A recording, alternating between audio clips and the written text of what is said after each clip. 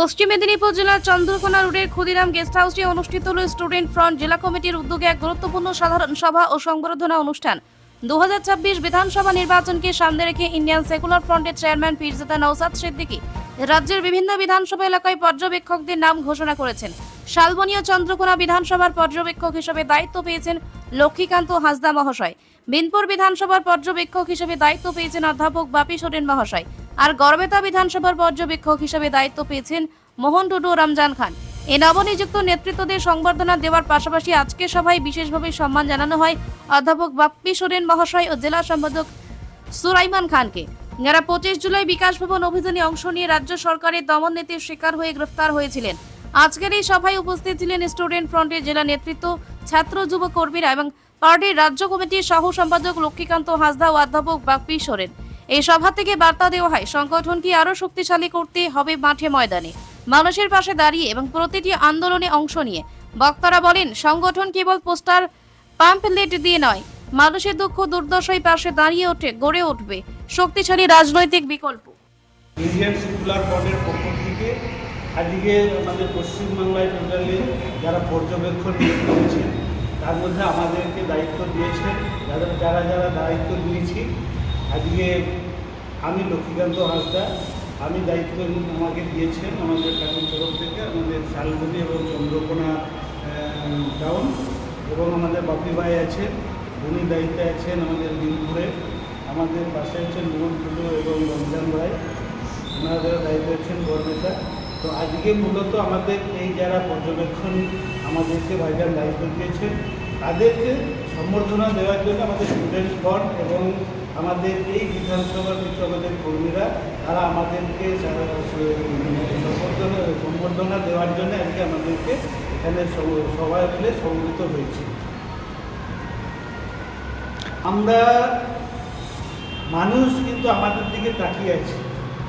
মানুষ আজকে শাসক দলের প্রতি বিরক্তি হয়ে আজকে গরিব খেটে খাওয়া মেহনতি মানুষ এবং আজকে এই এলাকার মানুষ তাদের অধিকার এবং নিজেদের যুব সমাজের যে জীবন জীবিকার সমস্ত আজকে তারা চাইছেন যে ইন্ডিয়ান সেকুলার ফ্রন্ট একমাত্র বাকি যারা গরিব খেটে খাওয়া মেহনতি মানুষের কথা বলছে তারা কখন আমাদের দিকে আসবে।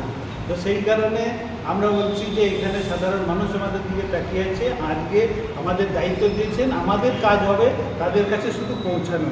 আমরা যদি তাদের কাছে পৌঁছাতে পারি, আজকে জনগণ আজকে এই দুর্নীতিগ্রস্ত যে সরকার, আজকে চোর সরকার, আজকে গরিব খেটে খাওয়া মেহনতি মানুষের সমস্ত অধিকার কেড়ে নেওয়ার সরকার এবং যে ফেক এসটি থেকে আরম্ভ করে এই ওবিসি সার্টিফিকেট নিয়ে যে কেলেঙ্কারি, তার সমস্ত জবাব গণতান্ত্রিক প্রক্রিয়ায় তারা দেবেন, এটা আমাদের ভরসা আছে।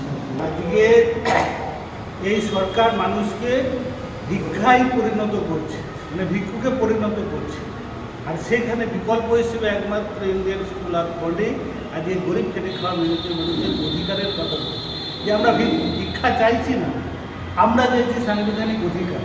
আজকে জল জঙ্গল জমির অধিকার, আজকে বেঁচে থাকার অধিকার, আজকে গরিব খেটে খাওয়া মেহনতি মানুষের যুব সমাজ আগামী প্রজন্মে তাদের কর্মসংস্থান করতে হবে, আজকে শিক্ষা ব্যবস্থা ঠিক করতে হবে।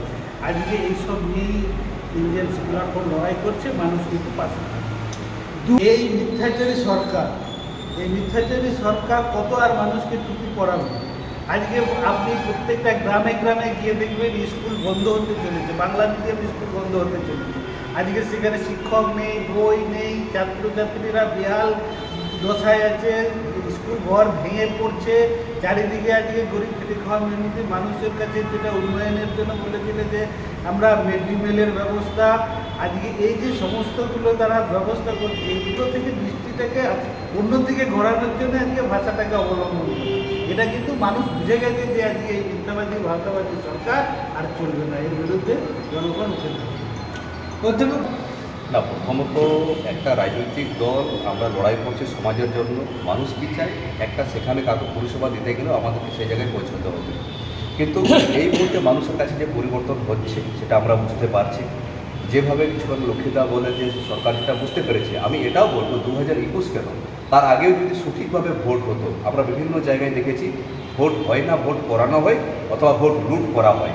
এখনও যদি 2026-এ যদি সঠিকভাবে ভোট হয়, এখানে টিএমসি সরকার তো দাঁড়াবে না, সেখানে আমাদের প্রচুর পরিমাণে হয়তো আমরা সরকার গঠনের জায়গায় আসতে পারবো না, কিন্তু বিরোধী শক্তির জায়গায় আমরা চলে এসেছি। আমাদের বিশ্বাস এই গোটা জঙ্গলমহল জুড়ে যতগুলো বিধানসভা সিট আছে সেখানে আমাদের অনেক জায়গায় আমরা ভালো পারফরমেন্স করব। আমরা মানুষই সেখানে বিরক্ত হয়ে গেছে এবং একটা বিকল্প চাইছে, মানুষই আমাদেরকে সেই জায়গায় নিয়ে আসে। পিস নিউজ বাংলা, সত্যের পক্ষে, শান্তির পথে।